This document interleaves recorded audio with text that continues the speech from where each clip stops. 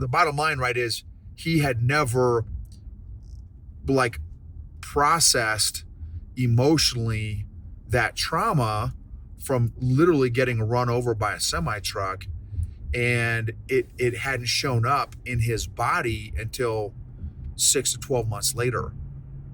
And so again, like I always say on my, on the podcast, YouTube, is unaddressed emotions don't get better over time, they actually compound. Welcome to the EQ Gangster podcast, where you will learn practical tools to grow your mental and emotional health and intelligence to be the best version of yourself, both at work and at home. It is real, raw, and transformational. The journey of emotional growth isn't easy, but it's worth it. I believe in you.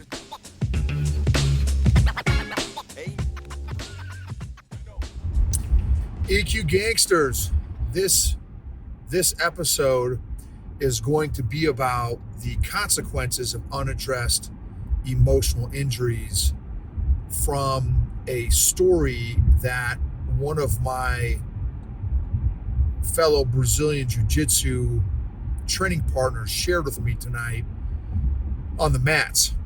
Fascinating conversation, super fascinating conversation. Big shout out to our sponsors, classicalconversations.com/Gibbons, Gibbens, classicalconversations.com/Gibbons.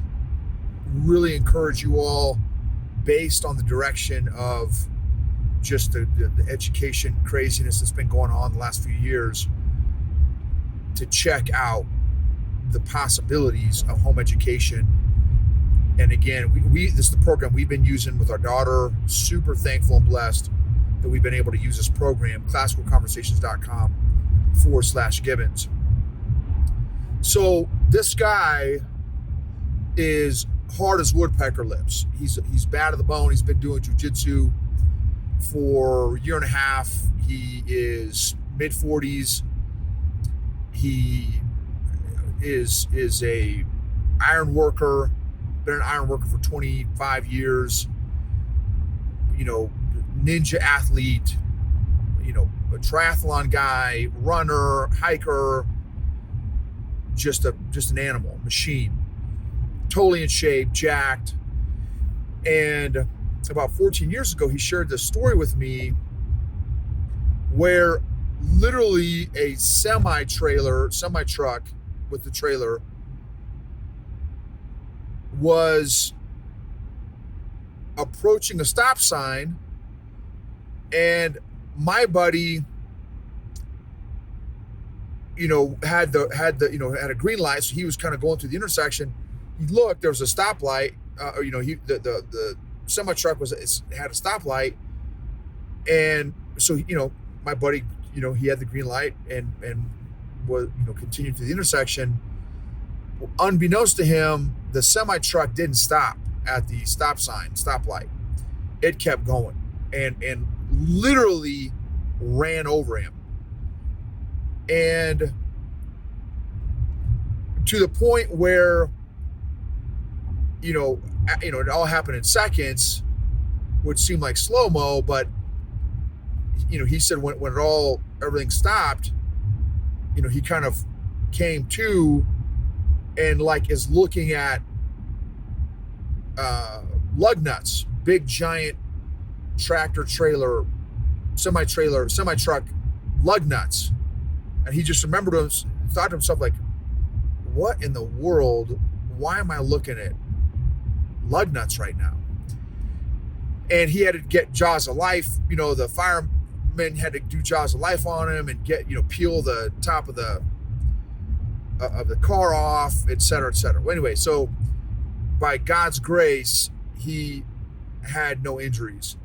And he said when he was in the ambulance, before he'd taken off to the hospital, the firefighters all lined up at the ambulance and said, "Hey, we just want to shake your hand. You should not be alive right now. There's no way you should have survived that. We just want today is your kind of lucky day kind of thing." And so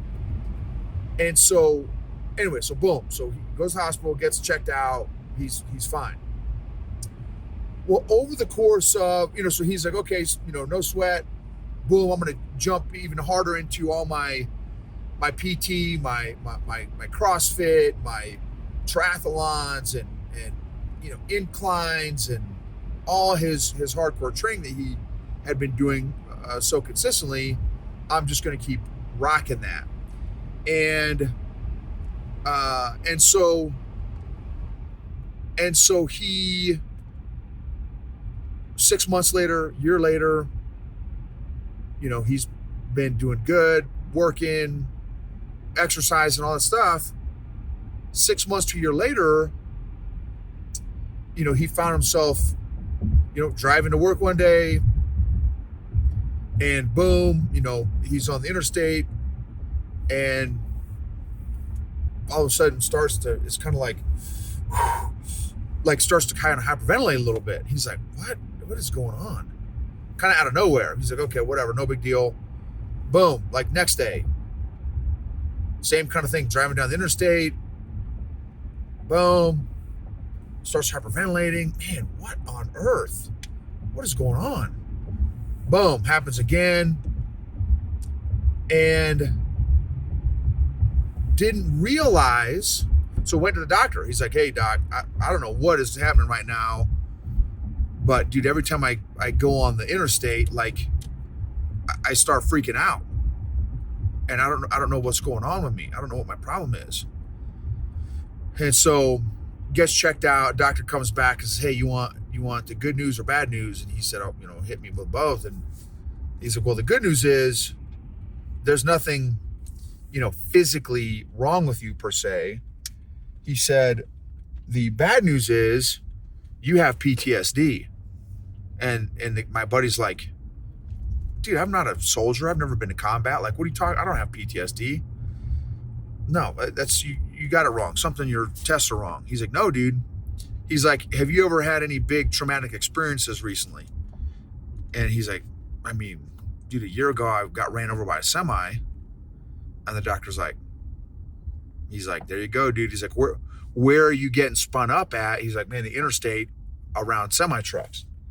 He's like, the bottom line, right, is he had never like processed emotionally that trauma from literally getting run over by a semi truck, and it hadn't shown up in his body until 6 to 12 months later. And so again, like I always say on the podcast, YouTube, is unaddressed emotions don't get better over time, they actually compound. So what unaddressed emotions, emotional injuries do you have that might need to be addressed sometime this year? And again, you can do it at your pace. You can do it in the amount that you feel is necessary. But I just encourage you to not stuff and avoid any past emotional injuries, because your body holds on to that stuff. There's a book called The Body Keeps the Score. The body keeps the score.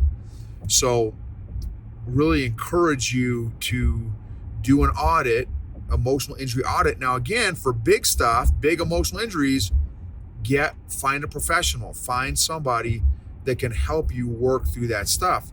The base hit stuff, the first base stuff, second base stuff, you can maybe handle on your own, but some of those bigger more traumatic things, I encourage you to seek out a professional. Thank you for being a part of this journey. Would love it and appreciate it. Mean a lot if you take 15 seconds to just write a quick review and rating. It would really mean a lot. And maybe sharing an episode with another friend, family member, or colleague. Thank you for all your support. Those y'all that checked out my recent failures and wins of last year, thank you for your support on that as well. I got a lot of feedback from my failures. So thank you.